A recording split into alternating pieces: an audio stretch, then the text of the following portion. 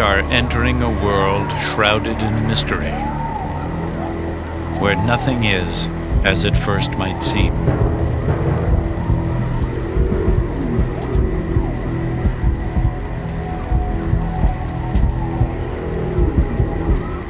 It is a sacred world where a game is being played.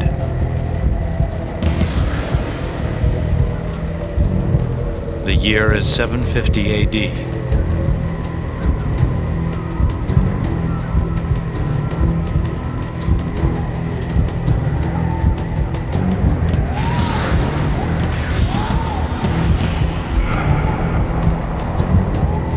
We do not know the rules or how many played, but this is no ordinary contest. They played this game for their lives.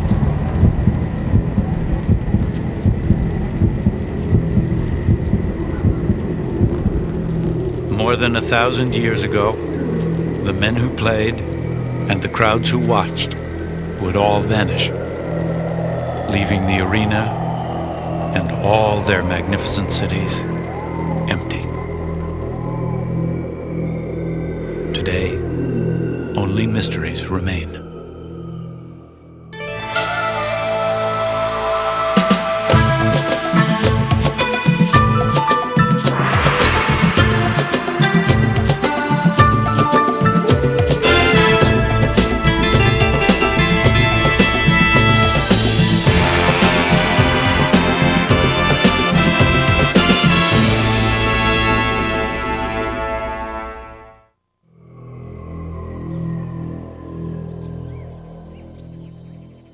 They were called the classic Maya. They built the greatest civilization of the Americas. When Europe was still in the Dark Ages, they produced artists and scientists whose achievements still astound. When London was just a town of wood shacks and dirt streets, the Maya were building mighty cities of stone in the heart of the Central American rainforest. This is the greatest of them all, Tikal. A thriving metropolis of 40,000 people, it reached its peak around 750 AD and covered an area the size of Manhattan.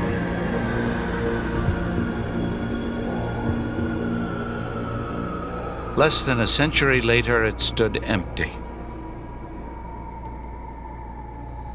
It's a mystery that touches everyone because we're all existing in civilizations, and we feel the fragility of civilization when we see something like the Maya ruins, when you see how high a civilization can develop and achieve and how dramatically it can disintegrate. It touches each of us.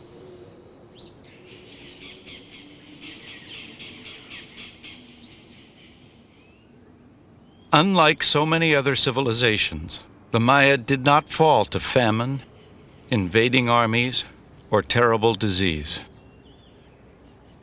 Maya cities were deserted more than destroyed.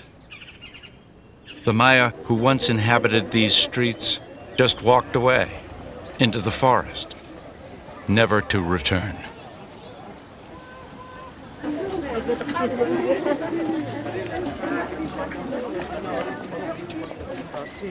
Today, descendants of the Maya still live in the land of their ancestors.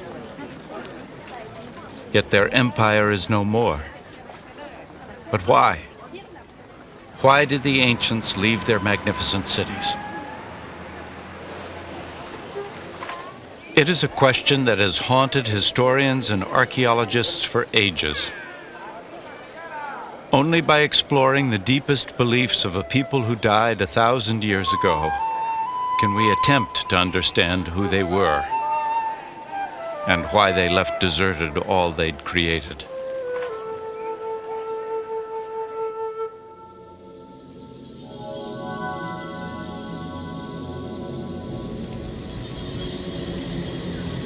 The trail is cold, but clues can still be found. Clues hidden in massive pyramids of stone. Clues written in a hieroglyphic code whose secrets were almost lost forever. Clues contained in ancient tales of mighty kings and dangerous gods, in a world founded in ritual and sustained by bloody sacrifice. Tales still told by old men to children, descendants of an empire that vanished long ago.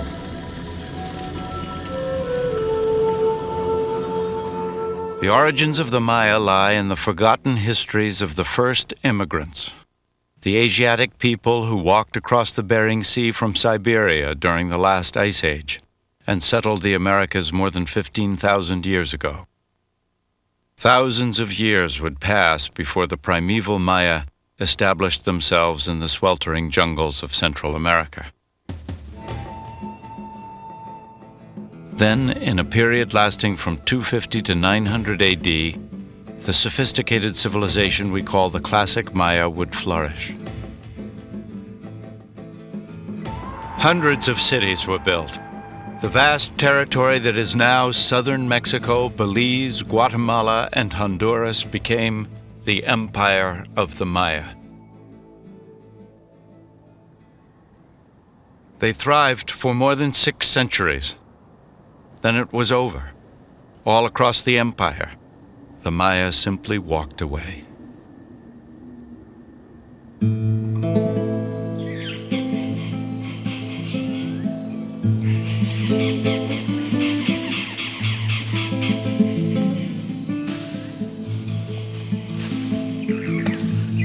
For almost 1,000 years, their ruins lay lost and forgotten. It wasn't until the 19th century that the world would rediscover the classic Maya.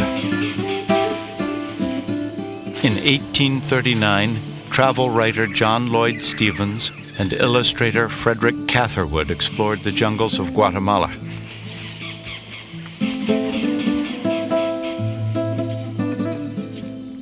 Their work captured the romance and mystery of the Maya world, while providing the first serious clues to the origins of this lost civilization. Explorers before them had theorized the Maya were descendants of the Greeks, a lost tribe of Egypt, or even fugitives from the mythic land of Atlantis. But these men believed otherwise. Unless I am wrong, we have a conclusion far more wonderful than that of connecting the builders of these cities with the Egyptians, or any other people. It is the spectacle of a people possessing cultivation and refinement.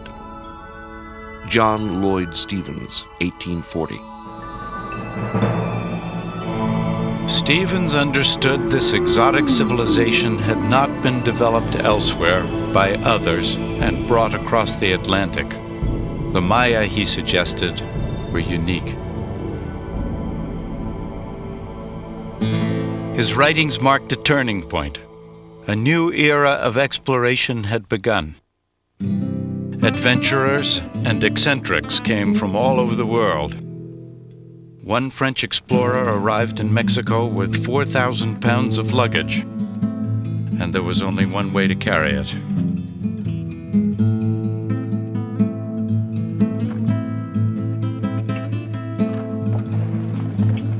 Not even the dense and dangerous rainforest deterred them. More than the promise of buried treasure lured these men into the unexplored reaches of Central America. They were seeking answers to the riddle of a lost civilization. They found treasure in abundance, but an understanding of the ancient Maya proved elusive. Archaeologists probed the jungle for decades, discovering great monuments in astounding profusion. Most intriguing of all, hundreds of pyramids that, like sacred mountains, reared up from the jungle floor.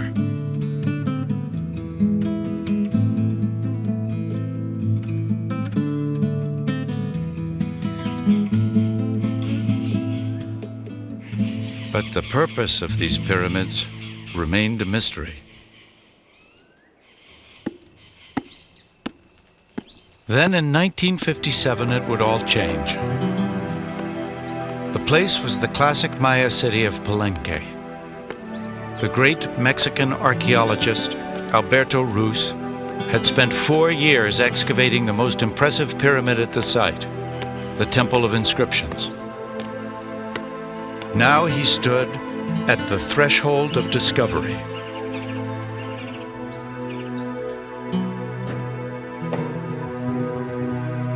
I entered the mysterious chamber with the strange sensation natural for the first one to tread the entrance steps in 1,000 years.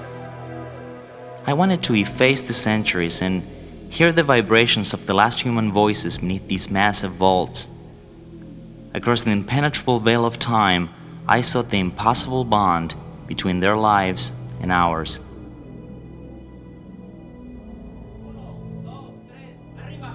In the center of the burial chamber was an enormous stone tomb. His men worked feverishly to raise its massive lid.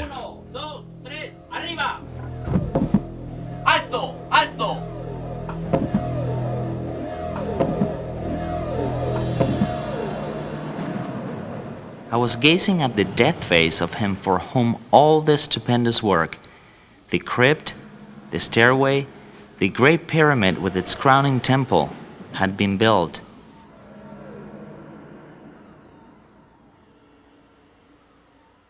This rare film shows Rus moments after his dramatic discovery. But a ruined skeleton and a precious jade mask only raised further questions that nobody, not even Rus, could answer. Who was he?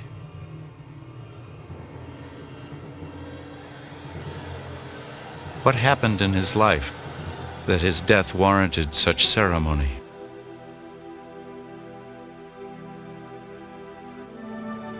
Who was the man behind the jeweled mask?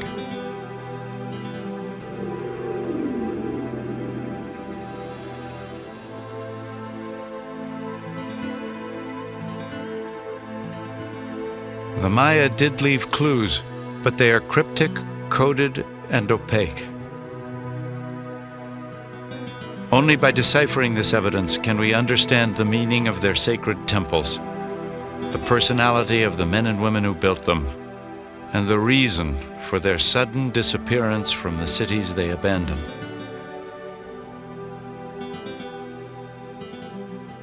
A century and a half ago, John Lloyd Stevens predicted that the strange, indecipherable engravings on their monument walls held the key to the mystery of the Maya.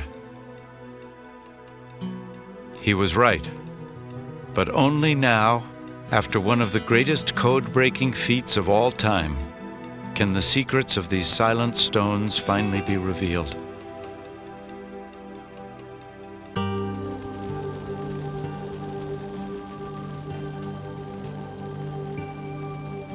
The sacred world of the classic Maya should never have become a mystery. They left, after all, an abundant written record.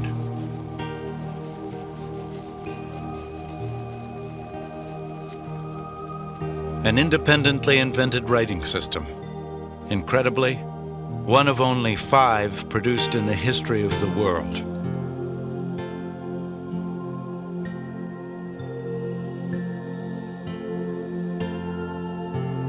These were texts imbued with magical power, descriptions of their cosmos, chronicles of their dreams.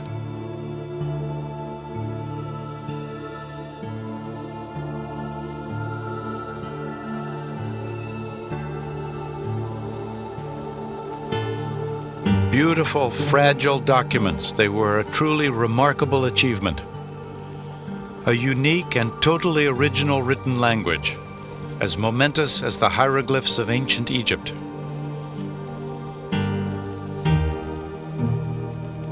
They bear witness to the birth of the first written language in the New World.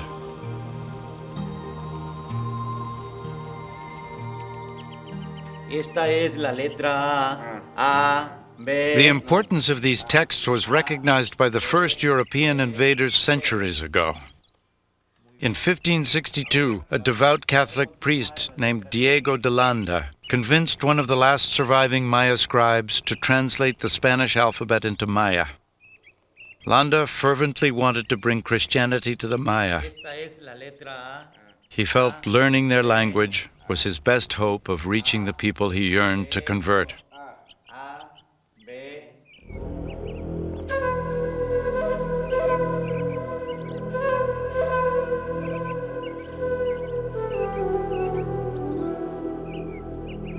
Landa dedicated his life to understanding the Maya and to saving their souls.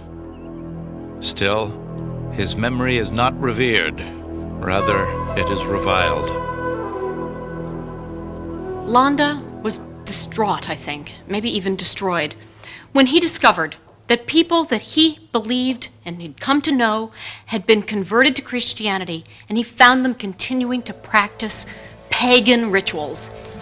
He lost it. He went absolutely crazy, and he began to try to root out and extirpate any remnants of ancient religion.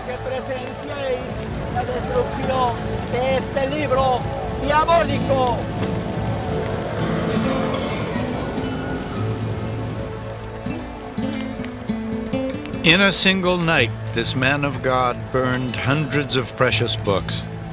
Books containing their science, their literature, a record of their lives.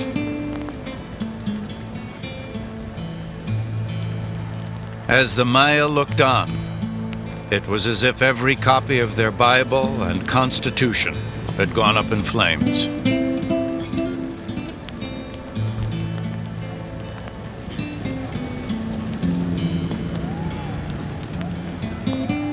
Throughout the Spanish conquest, thousands more texts were burned.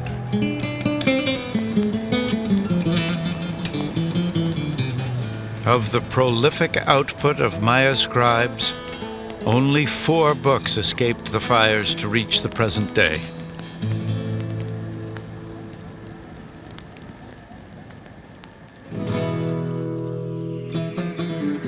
But 4 did remain. And from this scant evidence would come remarkable insights into ancient Maya culture. At first, only their sophisticated mathematical system was decoded. Maya math was tied closely to a complex system of astronomy. Their detailed observations of the night sky were recorded with astonishing accuracy.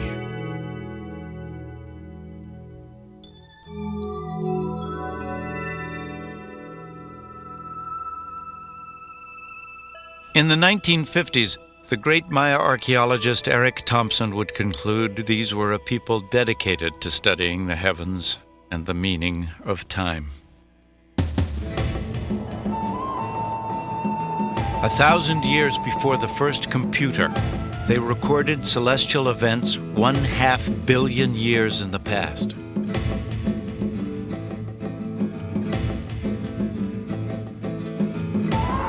But why such fantastically complex astronomical calculations?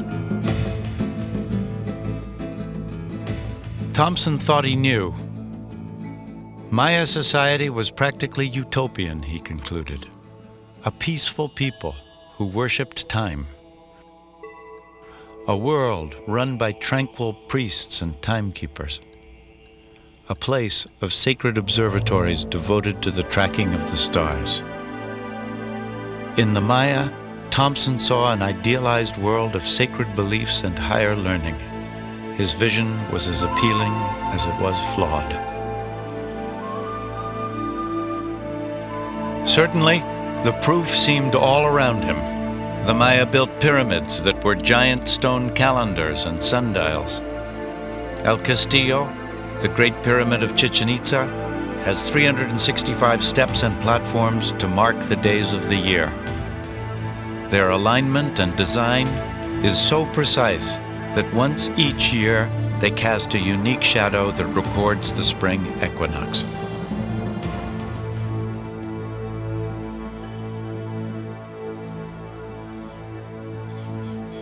Like the star charts of an astrologer, Their codices mapped the positions of the stars and planets for centuries to come.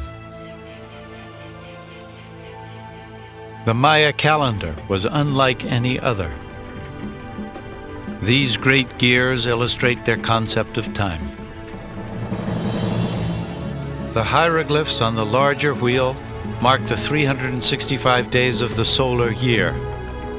Those on the two smaller gears represent the 260 days of the priest's sacred calendar.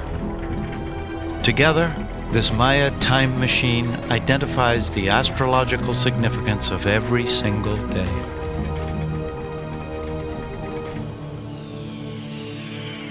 Using this calendar, Maya priests predicted the precise time and place of solar eclipses. For the average Maya, it must have seemed as if their leaders controlled the awesome power of the heavens.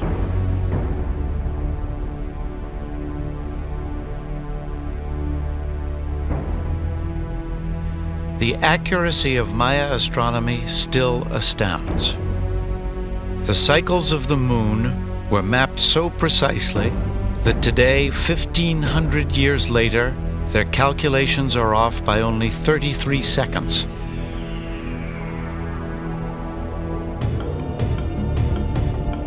Even the moment of Maya creation, some 5,000 years ago, is a fixed point in the sacred calendar. Forbiddingly, so too is the end of this world.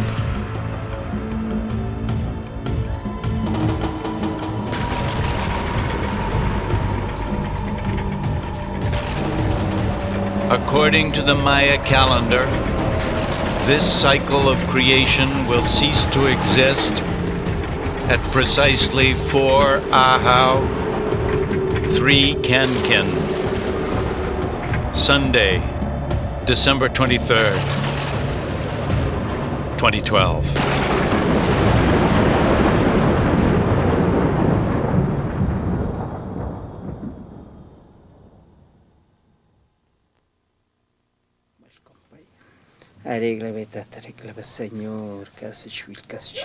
Today, many Maya continue to await this day with dread. In the highlands of Guatemala, the few remaining Maya shamans and the last calendar priests still calculate the passage of time based on the ancient formulas. It has not slipped one day in 25 centuries.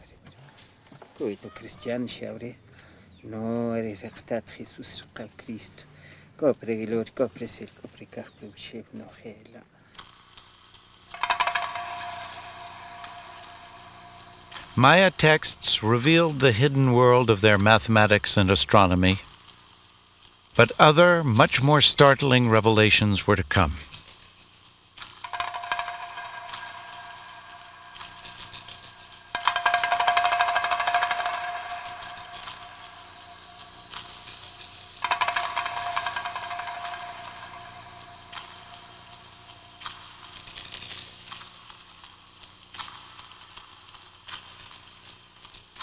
Justin Kerr is a photographer who found a way to take pictures of Maya vases as they rotate in front of his camera, effectively unrolling the continuous image painted on the vase.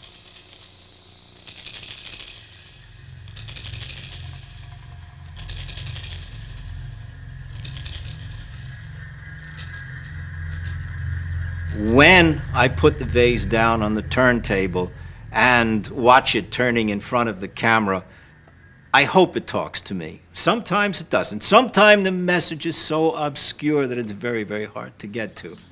But sometimes it reveals itself.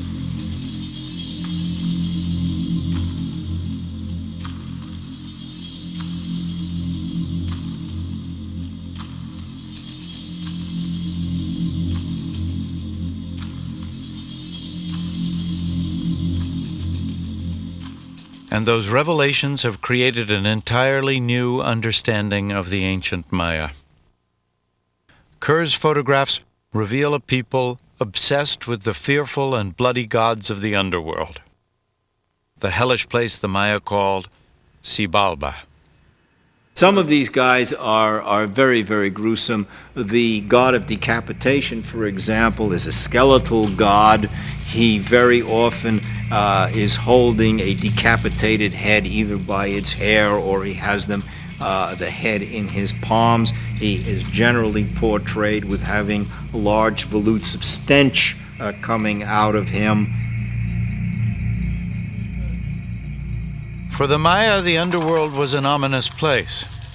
But to our eyes, many customs and rituals in their daily lives seem equally unsettling and bizarre.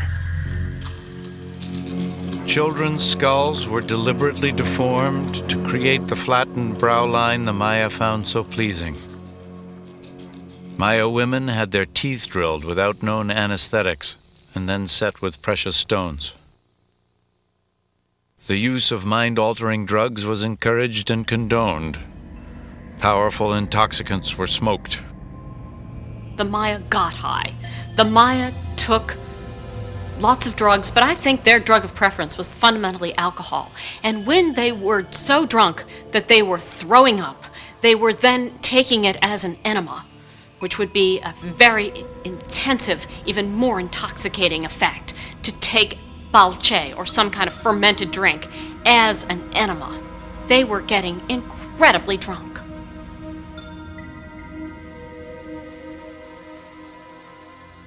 Eric Thompson was aware of such grotesque and bizarre practices, but he refused to let them alter his idealized vision of the Maya.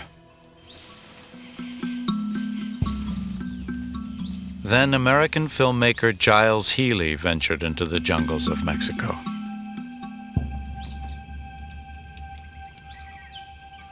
In 1946, Healy was led to a secret ruin by a Lacandon Indian named Chan Bor.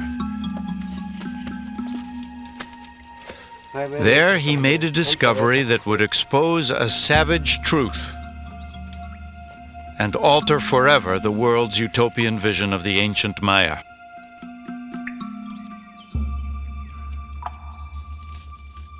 Chan Bor brought Healy and his camera to a Maya ruin the outside world knew nothing about. When Giles Healy walks into this room, he's got a whole formed notion of what the Maya are like. He's imagining that they were priestly timekeepers, a few wonderful noble men, maybe like the very Yaley himself, Giles Healy, class 24. He imagines that they are going to be men like him. Instead, what Healy found painted on the temple walls was a detailed depiction of the Maya not as peaceful stargazers, but as fierce warriors, devout believers and bloodthirsty deities, devotees of bloodletting and sacrifice. It was a portrait of the Maya that up until that moment seemed unimaginable. I think, in fact, there is probably no more single, powerful painting of warfare and of bloodletting in the world than this battle. It's full of sound and trumpets and screaming and guys who are all painted and pumped up. Some of them are already slain, the decapitated head, this other hunk of flesh. And the key point is right over in the corner of the paintings, where this guy is ripping out the fingernails of that particular captive, and his face is collapsing.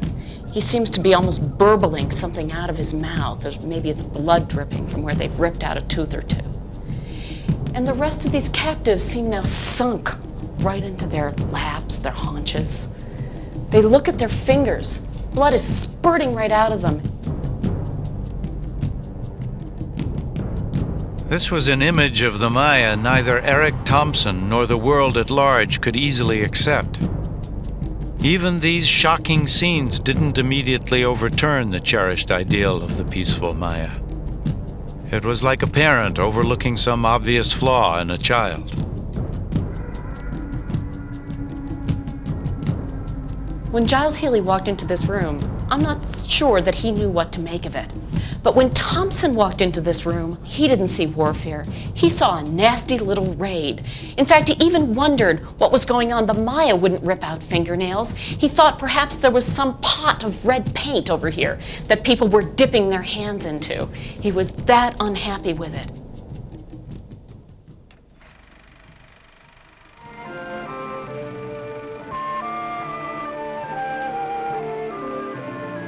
Giles Healy eventually finished his film. He focused on the Lacandon Indians who had been his guides. Descendants of the Maya, they too were portrayed as peaceful people in total harmony with nature.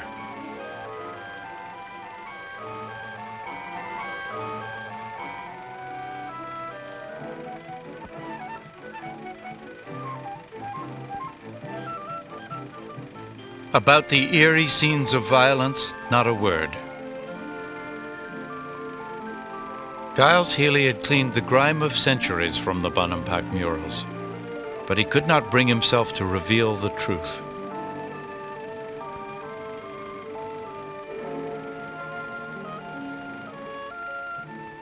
It would take years before Thompson would acknowledge his mistake.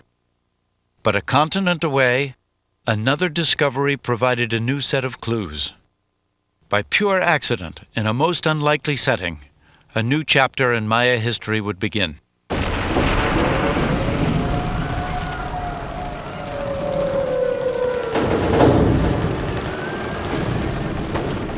May 1945. Berlin has been invaded by the Russians. The National Library is on fire. Hitler would soon be dead and Germany defeated.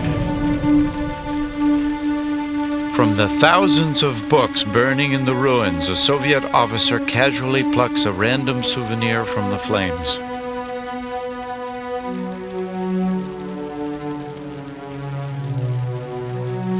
His name is Yuri Konorosov. The book, Reproductions of Surviving Maya Codices.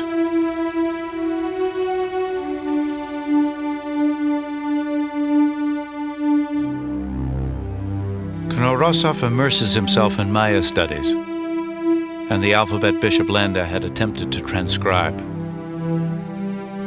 His great breakthrough was realizing Maya hieroglyphs were much more than a simple system of numerical signs. His work was amplified by another Russian, Tatyana Proskoryakov, a superb illustrator and archaeologist. Her keen eye detected patterns in the dates carved in stone. Where others had seen only numbers and signs, Tatyana read the entire span of human lives.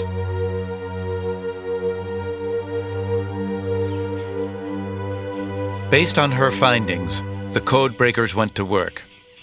They began to read the carvings on temple walls like tombstones in a cemetery. Much more than mere calendars, the images commemorated the entire reigns of kings and queens. The deciphered glyphs revealed the names of Maya royalty: 18 Rabbit, Smoke Jaguar, Stormy Sky, and Lady Shellstar. The lives of these rulers, their ancestors and their conquests, all the stories locked within the glyphs, could finally be told. 15 years after discovering the skeleton with the jade mask, Alberto Rus would now learn his identity.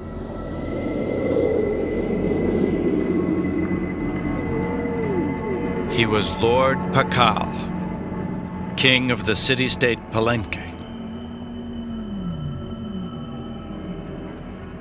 The 10th in a line of rulers that stretched back 3 centuries.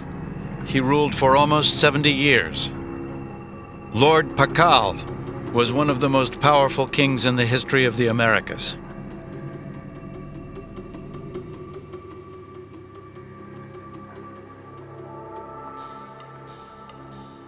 These were monarchs who commanded complex cities, large populations, and vast areas of land. They ruled over their citizens with arrogance and disdain. But what was the source of their authority? Why did their subjects submit to such tyrannical rule?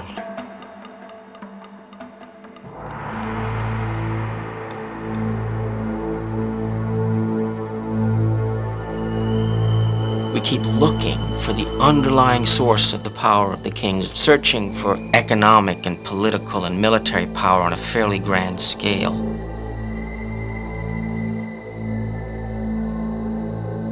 But the power isn't based in controlling resources or manipulating the economy or mounting large armies. It's based upon belief.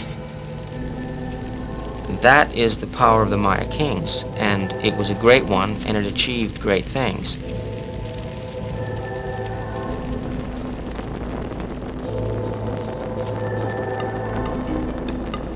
The power of the Maya kings. To understand it, we must follow a trail of blood. A knife made from a stingray's spine. A rope of thorns.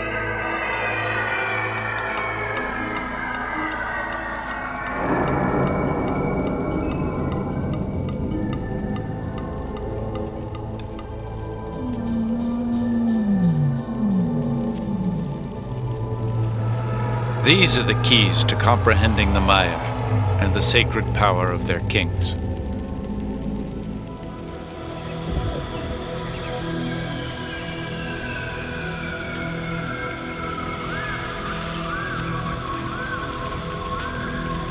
Every portal of every Maya temple is a doorway to the underworld.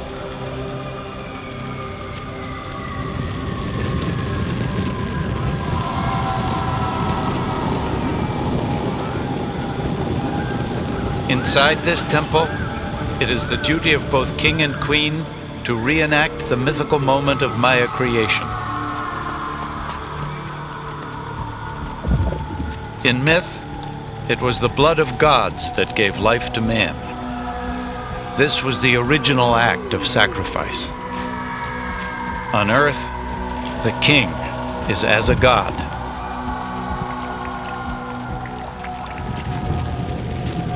And blood is the price of power, the debt to the gods that must be repaid. Myths and symbols will not suffice. Blood must be shed.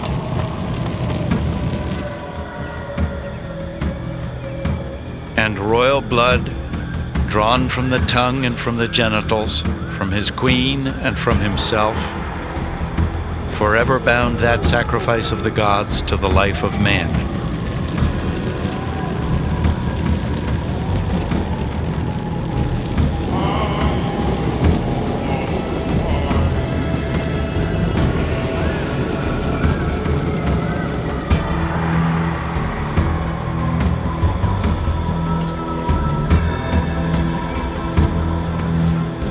As his subjects watch, the bloody sacrament of the king spirals upwards to the gods. In return for the sacrifice of royal blood, the crowd believes, the gods will cause the sun to rise, the rains to fall, the corn to grow.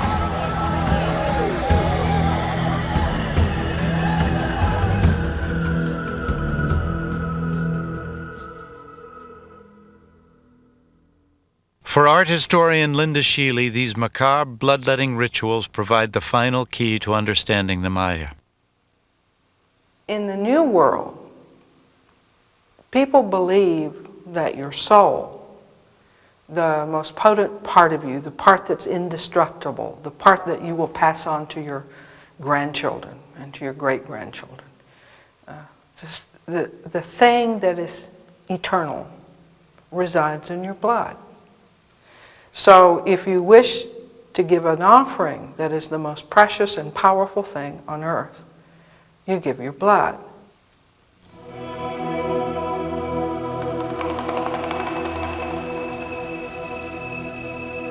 When the king gives his blood, he's first of all giving the most powerful substance on earth, because his blood, because of his ancestry, because of where he comes from, because of the amount of times that he travels to the other world and comes back, his blood is more potent than an ordinary person's.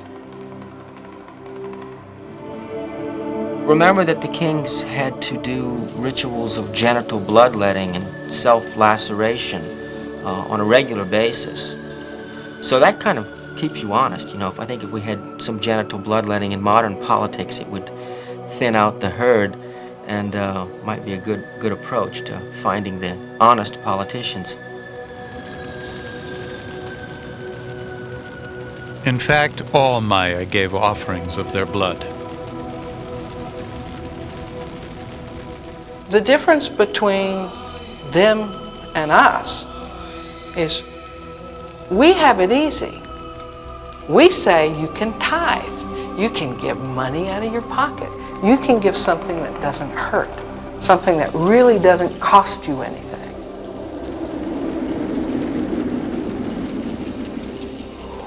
The Maya don't let you make that sort of surrogate sacrifice. You really have to give the blood.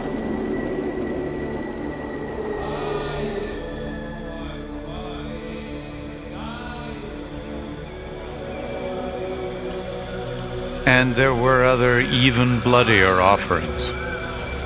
Skull racks commemorate war captives sacrificed to ensure the continuity of the Maya world.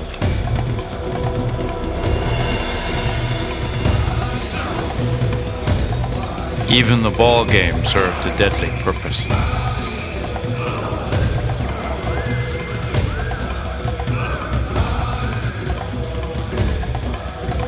The contest, in fact, is not a game at all. Its losers were sacrificed to the gods.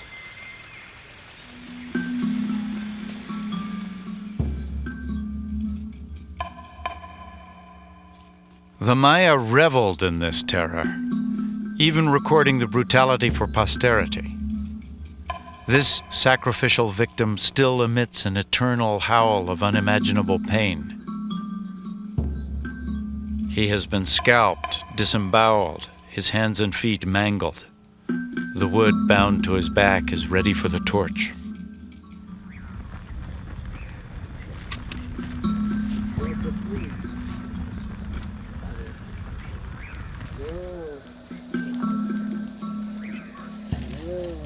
Today, Maya shamans still practice blood sacrifice.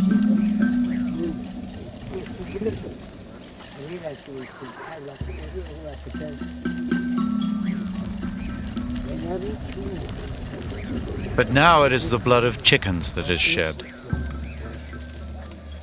The ancient faith is intact, but only as a pale reflection of the rites and ceremonies of the classic Maya. Sacramental blood still feeds the Maya imagination, but the context of belief has changed. Christianity may have been forced upon the Maya, but once there, it struck a deep and lasting chord. The Christian concept of a divine king who shed his blood for the benefit of mankind made perfect sense to them.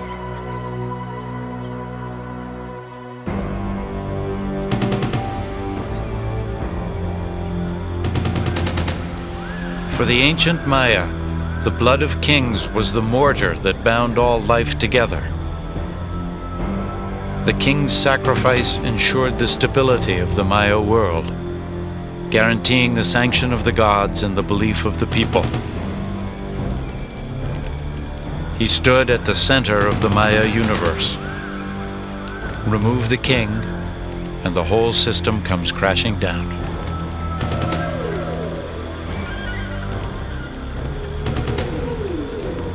For Arthur Demarest, the crisis for the classic Maya began the moment they lost faith in their kings. The source of power is this ritual, this display, the ceremony, the theater, the charisma. And when real problems occur, when a military defeat occurs, even between centers, it can be devastating in a way that it shouldn't have to be. But the authority is based upon belief in the king. And failure is unacceptable. If this really is a holy Lord who can manipulate the forces of the universe, then failure undermines the whole system and it can't be adjusted for.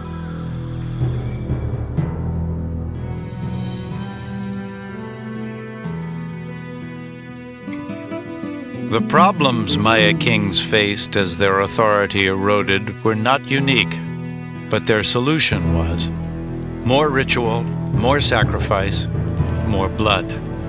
But it didn't work. When you can genitally bloodlet and you can build temples as high as you want, it isn't going to make the soil thicker. It isn't going to stop erosion. It's not going to prevent invading enemies from winning because they have better weapons or tactics.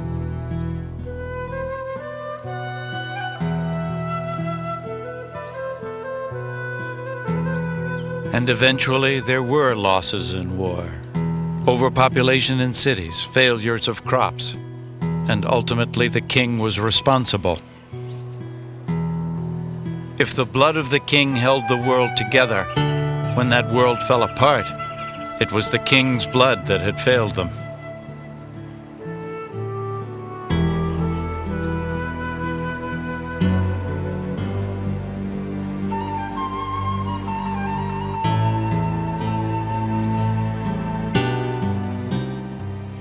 When you begin to understand from the inside the way the Maya thought and the way their civilization was constructed, it's amazing that they maintained it for as long as they did. The mystery should not be the mystery of the Maya collapse, but the mystery of how the Maya for 2,000 years maintained this impressive civilization.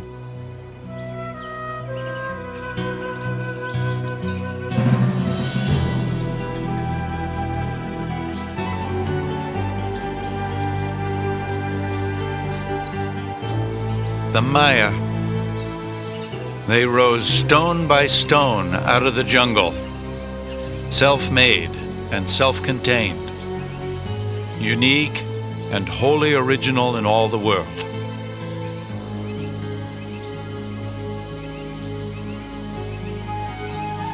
But ultimately, the great dynasties and the great achievements of the Maya kings and queens, all their formidable powers, were built upon the faith of the people.